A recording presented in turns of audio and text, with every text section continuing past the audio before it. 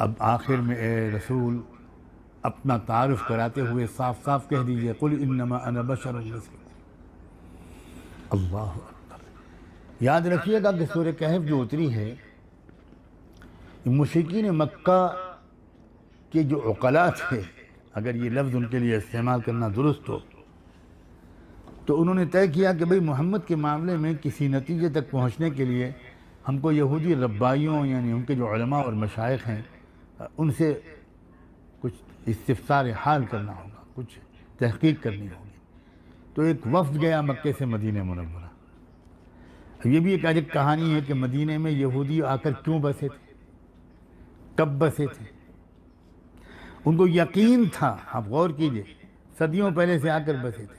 ان کو یقین تھا کہ ہماری کتاب میں جس نبی برحق کا تذکرہ ہے تو وہ کس شہر میں آئے گا، کہاں ہوگا، کہاں ہم اس کو دیکھ سکتے ہیں قریب سے، وہ انہوں نے علامتوں سے، اپنی کتابوں میں ذکر کی گئی علامتوں سے اس کی شناخت مدینہ کے طور پر کی تھی، اور وہ آ کر مدینہ میں بس گئے۔ اور مدینہ میں ان کے بڑے بڑے علمی مراکز تھے، بڑی علمی شخصیتیں تھیں ان کی۔ ان کے پاس یہ قافلہ آیا اور ان سے پوچھا، تو انہوں نے کہا دیکھو ہم تم کو 3 سوال بتاتے ہیں، وہ 3 سوال جا کر تم محمد سے کرو۔ یہ وہ سوال ہیں کہ ان کا جواب صرف ایک نبی برحق ہی بتا سکتا ہے۔ اگر ان تینوں کے صحیح جواب انہوں نے دے دیے تو اس کا مطلب یہ ہے کہ وہ نبی برحق ہیں، ان کو تسلیم کرنا ہی ہوگا۔ اور اگر وہ یہ سوال کا جواب نہ دے سکے تو اس کا مطلب ہے جھوٹے نبی ہیں۔ تو ان سوالوں میں سے ایک تھا ینگ مین آف دا کیو، وہ جو نوجوان تھے پناہ گاہ والے، تہہ خانے اور غار والے، ان کے بارے میں پوچھنا۔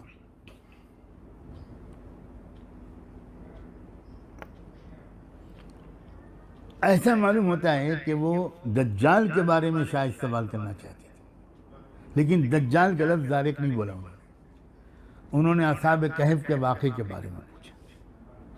اسی لیے دیکھیں اصحاب کہف کے واقعے کے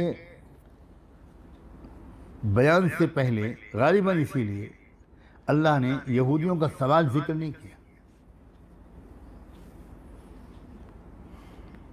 یہ تو ہم کو روایات سے پتہ چلا کہ انہوں نے ان کے بارے میں سوال کیا تھا، لیکن سورت اتاری انہی نوجوانوں کے نام سے، اصحاب کہف کے نام سے سورت اتاری، اور اس سورت میں بڑی تفصیل سے ان غار والوں کا، تہہ خانے والوں کا تذکرہ فرمایا، اور رسول اللہ صلی اللہ علیہ وسلم نے اس کو دجال کے جو کنیکشن تھا اس سورت کا وہ بھی واضح فرما دیا۔ تو اب آخر میں اللہ کے رسول صلی اللہ علیہ وسلم سارے واقعات سنا کر حضرت موسیٰ اور خضر کا واقعہ بھی سنا دیا۔ اب یہ موسیٰ علیہ السلام سے متعلق واقعہ ہے، یہودیوں کے لیے سیدھا وہ نشانہ ہے۔ یہ واقعہ بھی سورہ کہف میں آ گیا، ذوالقرنین کا واقعہ بھی آ گیا۔ یہاں تو سوال ذکر کر دیا گیا تھا، یسألونک عن ذوالقرنین، روح کے بارے میں جو ان کا تیسرا سوال تھا وہاں بھی اس کا جواب دیتے ہوئے سوال کا ذکر کیا گیا، کہا گیا یسألونک عن الروح۔ اب یہاں پر فرمایا گیا کہ قل انما انا بشر مثلکم، آپ کہہ دیجئے کہ میں تو بس تمہارے ہی جیسا ایک انسان ہوں۔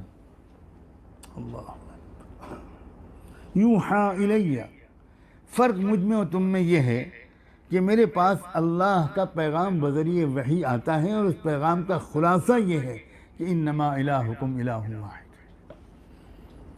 آپ غور کیجئے کس قدر سچے ہونے کا دلیل ہے یہ۔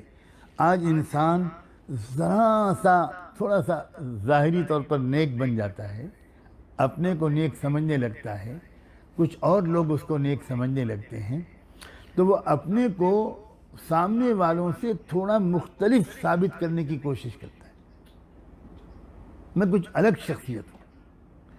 یہاں فرما رہے ہیں کہ میں تمہاری طرح کا انسان ہوں، انما انا بشر مثلکم۔ اللہ اکبر، یہ سچے نبی و داعی ہونے کی کیسی زبردست دلیل ہے، کیونکہ وہ رسول جھوٹ بول کر سچ کی طرف نہیں لانا چاہتا، وہ سچ بول کر سچ کی طرف لانا چاہتا ہے، چاہے یہ راستہ تھوڑا لمبا ہو۔ اس کی انگلی کے اشارے سے چاند کے 2 ٹکڑے ہو جاتے ہیں، وہ کبھی نہیں کہتا کہ یہ میرا کوئی کمال ہے، کبھی نہیں کہتا۔ سورج کو گرہن لگتا ہے اور اسی دن ان کے بیٹے کا انتقال ہوتا ہے، سماج میں چرچا ہونے لگتا ہے کہ بھائی کچھ نہ کچھ تو معاملہ ہے، ان کے گھر میں حادثہ ہوا، سورج کو گرہن لگ گیا، لگتا ہے واقعی یہ کوئی خصوصی شخصیت ہے۔ اللہ کے رسول صلی اللہ علیہ وسلم لوگوں کو جمع کر کے فوراً غلط فہمی دور کرتے ہیں، کہتے ہیں میرے گھر کے کسی حادثے کا سورج کے گرہن سے کوئی تعلق نہیں ہے۔ کس قدر سچے داعی ہونے کی دلیل ہے؟ آپ صرف خاموشی رہ جاتے ہیں کہ میں اس کو کنفرم تو نہیں کر رہا ہوں، میں ڈینائی کیوں کروں؟ چلو لوگ اسی راستے سے میری عظمت کے قائل ہو جائیں تو مان لیں گے، تو جو کسر رہ جائے گی وہ میں کل کو ٹھیک کر دوں گا۔ یہ طریقہ نہیں ہوتا داعیوں کا۔